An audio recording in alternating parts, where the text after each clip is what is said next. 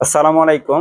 তোমরা এসএসসির যারা 25 ব্যাচ ছিল, ম্যাক্সিমাম স্টুডেন্ট এখন প্রায় একটা কনফিউশনে মানে ভুগতেছে যে ভাইয়া কোন কলেজটা চয়েস দিব। একটু রেজাল্ট খারাপ হয়েছে বা অনেকের হচ্ছে জিপে 5 আসছে, বাট মার্ক আশানুর স্বরূপ আসেনি, যা তোমরা হচ্ছে যে মার্ক রিকোয়ারমেন্টটা দরকার অনেকে একটু কম পাইছো।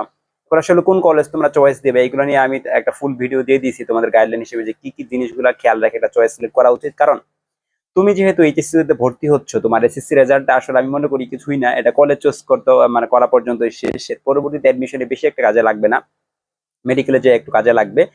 এখন যারা হচ্ছে যে একটু জন্য খারাপ করছো, আমি বলবো তোমরা সামনেটা ভালো করার চেষ্টা করো। যারা হচ্ছে এইচএসসি তে কোনো মতো তুমি যদি একটা ভালো কলেজে পড়ো, যে তোমার রেজাল্ট রিকোয়ারমেন্ট যে কলেজে আসো, তুমি ডেডিকেশন দিয়ে এইচএসসি লেভেলটাকে ভালো মতো পড়ো, যাতে তোমার এইচএসসি টা ভালো হয় এবং এডমিশনে গিয়ে তুমি একটা ভালো রেজাল্ট করতে পারো। এখন কলেজ চুজ করার ক্ষেত্রে তোমরা এই দুইটা জিনিস দেখবা, কোন কলেজগুলোর এইচএসসি ভালো হচ্ছে এবং কোন কলেজগুলো থেকে এডমিশনে ভালো হচ্ছে, এই দুইটা রেজাল্ট একটু দেখবা। আর হচ্ছে যে কি করতে পারো তোমরা, যে কলেজ আসলে কিছু কলেজ আছে বেশি প্রেশার দিবে তোমাদেরকে, সেই কলেজগুলো তো আমি প্রেফারেবল মনে করবো না। কারণ তোমার এখন কলেজটাতে ভর্তি হলে তোমার সেলফ স্টাডিতে সবচেয়ে গুরুত্বপূর্ণ, কারণ ইন্টারের সিলেবাসটা খুবই বড়। তুমি যদি ইন্টারের সিলেবাসটা কমপ্লিট করতে চাও, আসলে কলেজের পড়া দিয়েও সম্পূর্ণ কমপ্লিট করতে পারবা না, কারণ এমন খুব কম কলেজই আছে যারা হচ্ছে তোমাদেরকে সিলেবাসগুলো শেষ করে দিবে বা একদম ধরে ধরে শেষ করাবে। খুবই কম কলেজ আছে।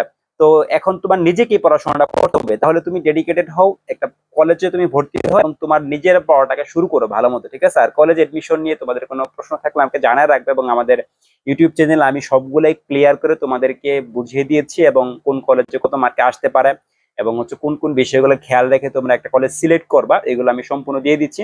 আর তোমরা যারা 27 আছো, আলটিমেটলি এখন তোমাদের পড়া শুরু করতে হবে, ঠিক আছে? এখন একটা দিন যাওয়া মানে তুমি এইচএসসি তে পিছিয়ে যাবো অন্যদের তুলনায়, অনেকেই এখন প্রায় পড়াশোনা শুরু করে দিচ্ছে। তো তোমরা আমাদের বায়োলজি কিছু ক্লাস পাবে আমাদের ইউটিউব চ্যানেল এবং আমাদের ফেসবুক গ্রুপে, তোমরা এগুলো একটু দেখে নিতে পারো। চাইলে তোমরা ফ্রিতেই বায়োলজিটা কিভাবে পড়া উচিত তোমরা অনেকগুলো বুঝে যাও, তোমাদের পরিপূর্ণ গাইডলাইন এবং অনেকগুলো ক্লাস দেওয়া আছে, তোমরা এই ক্লাসগুলো দেখে নিলে আশা করি উপকৃত হবো। তোকে আজকে এ পর্যন্তই থাক, সবাইকে ধন্যবাদ। আসসালামু আলাইকুম।